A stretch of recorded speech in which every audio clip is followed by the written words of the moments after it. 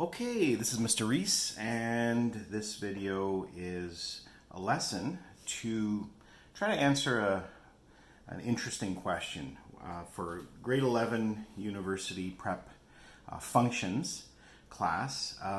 Everybody notices this. So when you learn transformations of functions, first you learn function notation, then you learn transformations of functions. And something that's interesting and not well explained in at least the textbooks that I've seen, is why is it that horizontal transformations of x values, go in the opposite direction of your intuition. So here's how we're going to go through that. First of all, I'm just going to kind of lay the ground, if you will, for this, and just kind of review what we're talking about. But I think everyone who's been introduced to this concept already probably knows just from what I said. Then what we'll do is we'll answer the question why. Why do the x values, the horizontal transformations, work in that opposite direction from our intuition? And then now how we're going to do that in part B here is very visual, basically by doing some graphing and looking at graphing in a different way. But we're going to connect that to the algebra, and then I'll just leave off with some food for thought, if you will. That is to say, if you want to explore on your own further, which I highly recommend.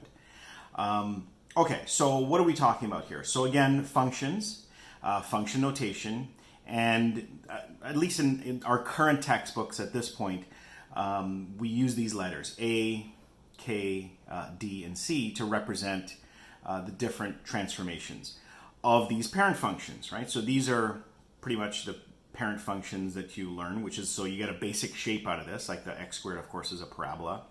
But of course, we want to transform it so that it has the shape and the position that represents whatever it is that we want to represent, whether it's gravity or whatever. So these are your parent functions, and you learn. So when we learn about this, we will learn that these values, again, the letters themselves don't make that much of a difference, but we use A, K, D, and C. When they're applied to the parent functions, the impact of these numbers, because we're going to replace them with numbers, obviously, is to stretch, or squish, stretch or squish, or reflect the shape of the general shape of the graph of the parent function, and or shift it in space. So, quick example, and we'll get here into what the confusing thing is. So it says if f of x, so if your parent function is the square root of x function, describe what the transformations are if you have this. Y is equal to 2 times f, open bracket, 3, x minus 1, close bracket, plus 5. So if you take this information here given in function notation, you put it into the actual equation. This is the equation of the graph that we're talking about. We're not going to actually graph it because all we're going to do is describe it. So basically this is saying what is the effect of each of these numbers on the basic square root of x graph, which you memorize and you know it looks like that. So A, which is 2, in this case, this says stretch the y values, so that is vertically, a vertical stretch by a factor of 2. So you're going to multiply all your y values, like say you have a y value there, because of that it's going to be stretched. It's going to be multiplied by 2. So it's a stretch, a vertical stretch by a factor of 2. You multiply by 2.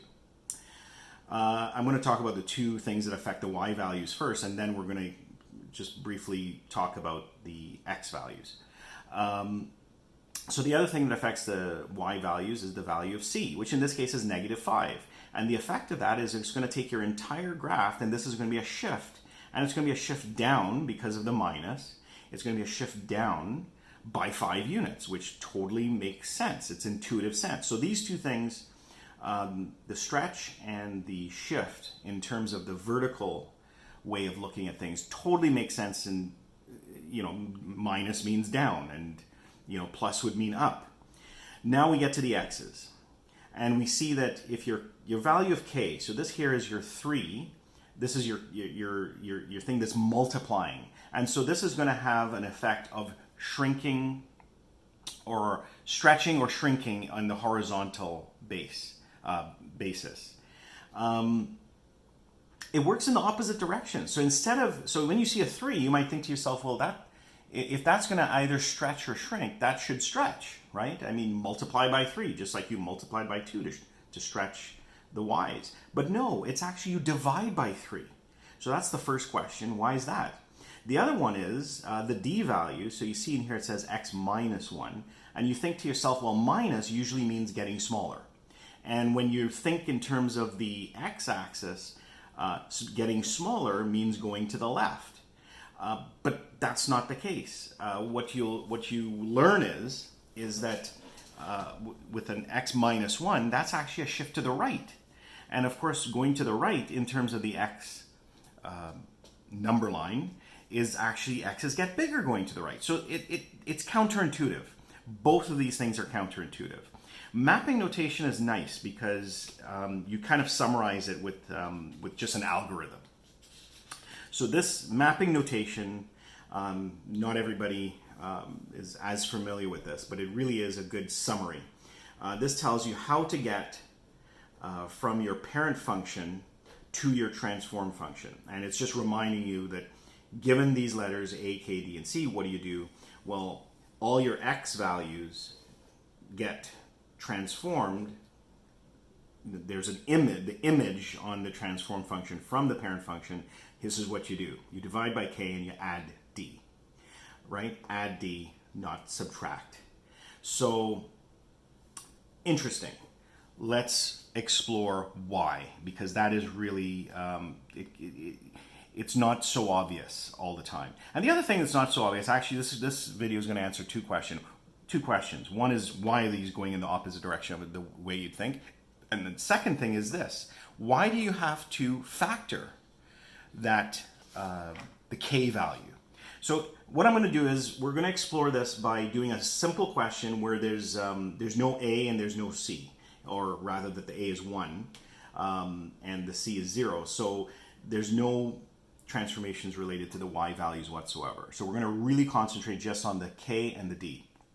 Now we're told that the first thing that we have to do, so here's my simple example. Y is equal to square root. So my parent function is the square root of x function. And it's 1/2 x plus 1. Now the first thing that you have to do, you're told, is that you have to factor the k value. It has to look exactly like this. This is your template. And when it's in this form, then everything follows along in the way that algorithm would say, right? You divide by k and you add d. But to identify what your d is, if you didn't factor it, you would get the wrong number for d. So that's the second thing. Why do you have to factor? So I'm going to do this example two different ways. The first way, it's already done because this is the way that you learn to do it in the grade 11 functions class. And I'm using mapping. So basically you transform the equation as given to look like this. In this case, it's not factored, so we make it factored. So now we can identify what is your a, what's your k, what's your d, what's your c.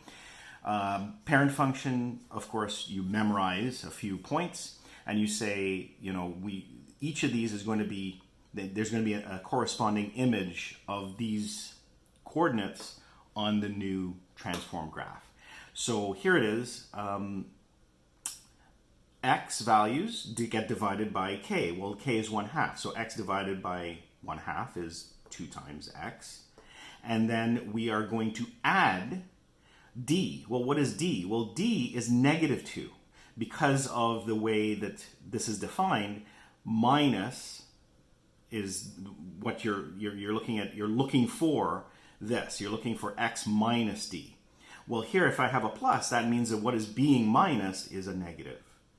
So what that does is, if I have a plus in here, it's a shift to the left, which is, again, one of the strange things. So anyway, you go ahead and say, okay, let's use mapping for this. And I'm going to run these coordinates, all of these x. Now the y coordinates, because there's no transformations related to y, all the y values are going to be the same, right? So y times 1 is just y. Plus 0 is same y. So these show up here, but then each of these x coordinates gets run through this algorithm. You multiply by 2, so the first one is 0 times 2, of course, is 0, minus 2, negative 2. 1 times 2 is 2, minus 2, 0, and so on. So we get a few points, and here's our new coordinates. So when I graph that in blue here, and just faintly in the background, you can see the parent function. So that you can see the impact of this 1/2, again, opposite of the way that you might think. It stretches horizontally. And you can see that this is kind of a stretched out version of this. And the other thing is that it's a shift to the left. So now we're going to do this exact same question another way that will hopefully illuminate all of that. Why is it going opposite of the way we think? And why do we have to factor? So here's how I'm going to do that. So how I'm going to do that is as such. Here's the equation, same equation as before. I'm just going to do it now in a totally different way. I'm going to actually build this up. I'm going to do a graph, but I'm going to break it down into probably, this might be as many steps as possible. I'm going to do an intermediary graph every step of the way. And I'm not going to use the algorithm at all, A, K, D, and C. I'm not going to use that at all. I'm just literally going to graph each step of everything that's present here. Well, let's see what that means. So I'm going to start by graphing y equals x, which is already here because that was an easy one to just kind of get started with. So y is equal to x is there. Now, what I'm going to graph next is y is equal to 1/2 x. So I'm actually going to graph that. Now, this is linear, and you can see that the slope is 1/2, and you know that it's going to go through the origin because the slope y-intercept. This is like slope y-intercept form. The y-intercept is 0. So we know how to graph this. It's a slope change in y over change in x. Rise over run is 1/2. But what I want to make a point while I'm doing this is I'm going to actually look at the y equals x graph in order to make the y equals 1/2 x graph. And this is how I'm going to do that. I'm going to say, well, so for example, y is no longer, this is where y is equal to x. But if y is equal to 1/2 of x, that means that, so for example, here there's a y value of 2. Well, on this new graph, this is going to be exactly half of that. Here, where the y value on the y equals x graph is 4, on the y equals 1/2 x graph, it's going to be exactly half of that, and so on. So where y was 1/6, on the y equals 1/2 x, it's going to be half of that. And of course, I could do the same thing in the negative direction, where y was equal to -2 before. This is going to be -1. And of course, where y was equal to 0 before, 0, half of 0 is still 0. So I'm kind of, there's many different ways that you could think of graphing, but for right now, that's the way I want to actually start with the y equals x graph and show you kind of like this 1/2 here is kind of like a transformation of that. So anyway, here we have the y equals 1/2 of x graph. Then the third thing I'm going to do is I'm going to do y is equal to 1/2 of x plus 1, which of course is just a shift up. So I'm going to shift that up by just moving everything 1 unit up. Now, actually, before I even do that, I want you to notice something. Notice that when I did my y equals 1/2 x, if I compare this graph to my original y equals x graph, look at what happens to compare the corresponding x values for any given y value. So for example, where y is equal to 2, on the y equals x graph, my x value corresponding to that was a 2. Now it's a 4, right? And actually, if you look at that all the way around, what was once a 4 is now an 8.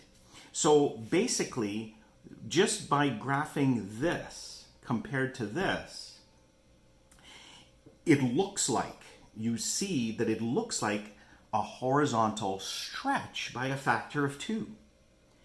Okay, do you see that? So that's interesting. So now I'm going to shift this whole thing up by one unit. Okay. So I'm taking my blue graph and I'm going to shift it up, up, up, up. Everything up by one, and let's draw that. And perhaps because I mentioned what to look for just now with the horizontal stretch, perhaps right now you're even seeing what I'm going to show you next. The other thing that just happened when I shifted it up by one, and that's this. Shifting up by one is the equivalent. It happens simultaneously. It's implicit that a shift up by one on this graph, because of the slope, look at this. What was once an x-intercept of 0 is now an x-intercept of -2. So implicitly, by shifting up by one, I have shifted to the left, it seems, by 2. You could look at it either way. The two things are two sides of the same coin. So that's interesting. Now, the final thing I'm going to do, because I do want to graph the square root of that, is I'm actually going to now do one final graph. Let me make this one purple, so it'll stand out hopefully a bit more. So I'm going to take this red graph, and what I'm going to do is I'm going to do the square root. So I'll write that down. We're now going to do y is equal to the square root of this whole thing. And so I'm actually going to do it from the graph. So I see here, so all my y values, I'm going to take my x values and square root them in order to get my y value. So here I see that my y value here is 0, and so the square root of 0 is 0. So that's going to be my first point on this. My y value here is 1. The square root of 1 is 1. So there's my other point.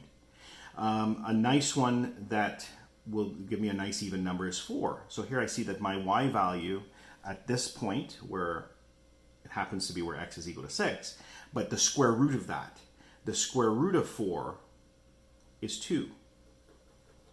And finally, I'm going to look at where my value is at 9, which is right here, and the square root of that is going to be 3. Oops, and I think I just ran out of ink.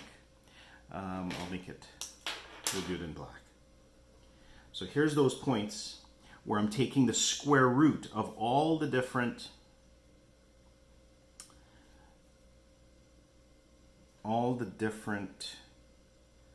points from that red graph, and I'm just square rooting them. And look at what I get. This is exactly the same graph that I got before, doing it using the algorithm. 1/2 x plus 1. Okay? But I didn't use the algorithm. But by doing it step by step, so here's the summary. By looking more deeply at what's going on before we even get to the square root part, right? So looking deeply at the linear function that's underneath, like, 1/2 x plus 1. If you were just given that as a function, you'd know how to graph that. But it's really interesting to look at it comparing all the way back to y equals is just x. And what you see is that when that x gets multiplied by 1/2, that's this first one, it's simultaneously, horizontally, what you're seeing is like a stretch by a factor of 2. That's just what you get. And then now you take that and you shift it. Now, because of the slope being 1/2, when I shift this up by 1, the corresponding, here's your rise over run going this way, your corresponding x-intercept is now 2 units to the left.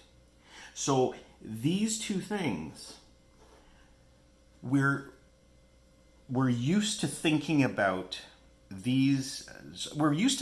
all our functions, linear, nonlinear, all our functions, vertically. Like, we think vertically. It's solve for y. We think about this as a slope, rise over run. and we think about this as this is in slope y-intercept form. Everything is focused on the y. It's from the y's perspective, if you will.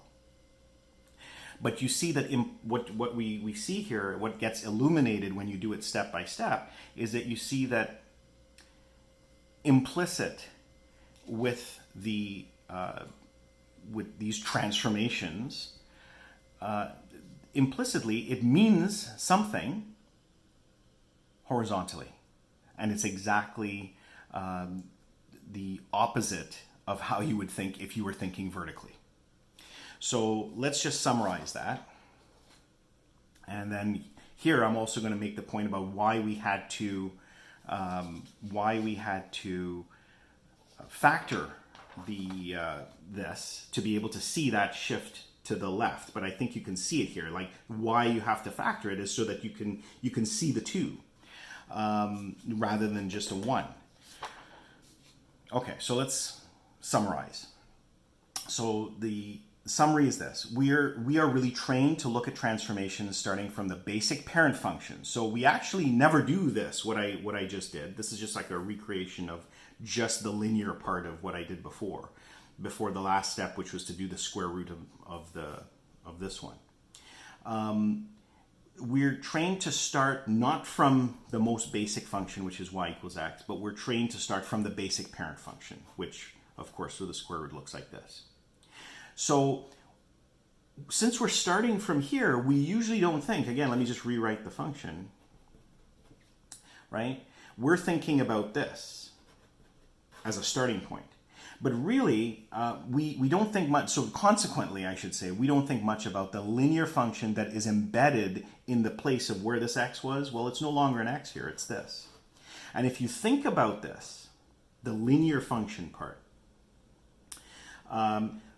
to further kind of confuse us, we're also, even when we are just looking at that linear function, we're not used to, we're not trained to keep a track of where the x values land. We're always looking vertically. And it's even implied in the very form slope y-intercept form. Now, what I want to say here is we could change this to an x-intercept form if we wanted to. Now notice that y equals 1/2 of x plus 1.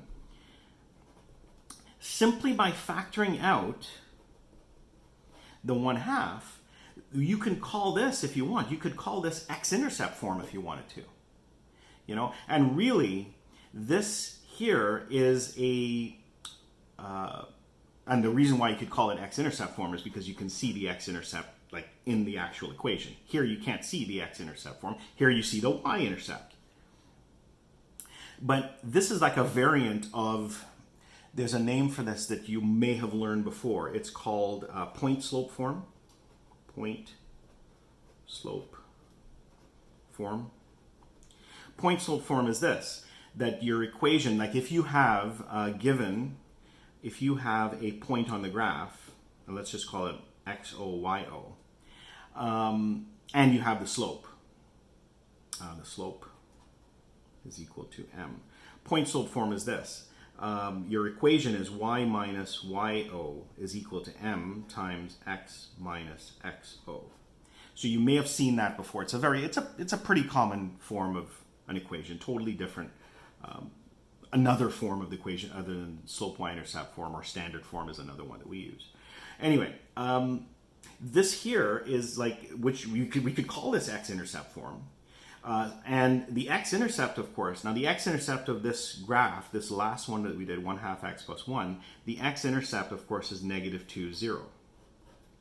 And this is just point slope form using this, this point, the x-intercept, right? So you have y minus 0 is equal to 1/2, the slope, x minus your x coordinate.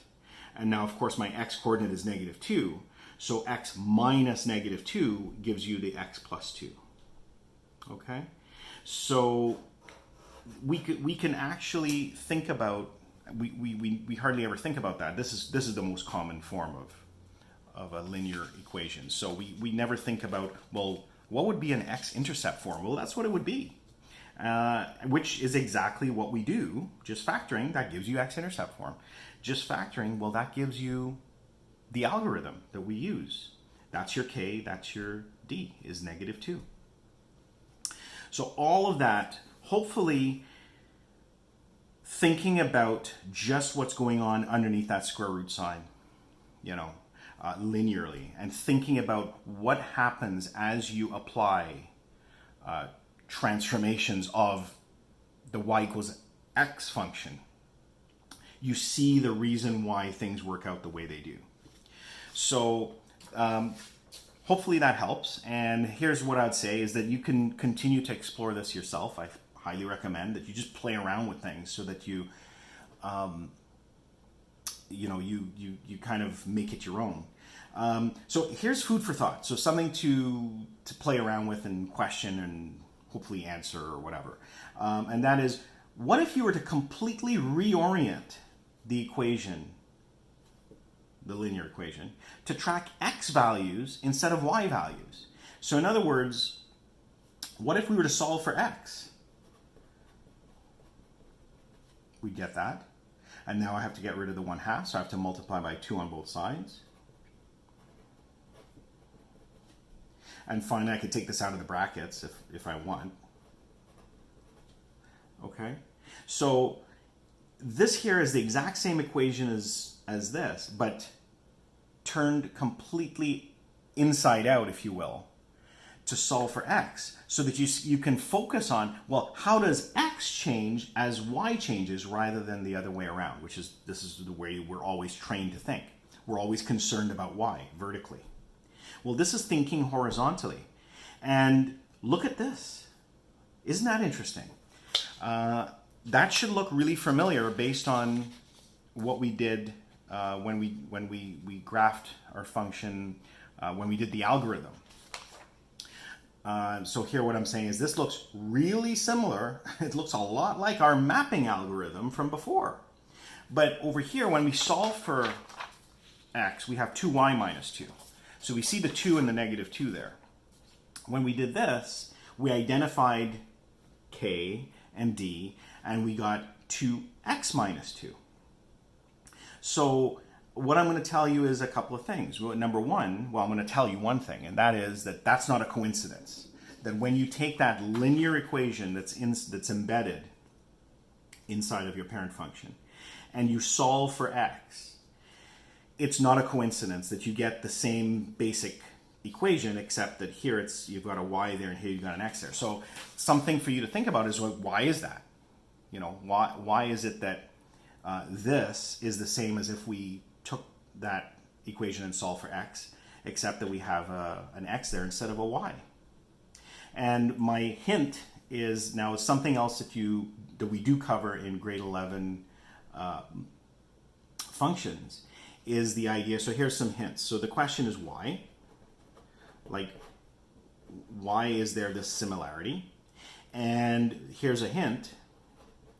And the hint is that think about the inverse functions. The inverse function idea. So think about that, and what we did here. What we did here is the inverse of this, except that we didn't do. There's one thing that you do when you actually want to graph the inverse. What we did here is the algebra related to the inverse without swapping the x and y, right? So think about that. Think about why something to do with the inverse would show up here. Okay, so that's just something that perhaps I'll do another video that continues where this one left off. So that's it. What I want to say is, in the end, the questions that we posed, why do the horizontal transformations work in the opposite direction in our intuition? Why do you have to factor the k value?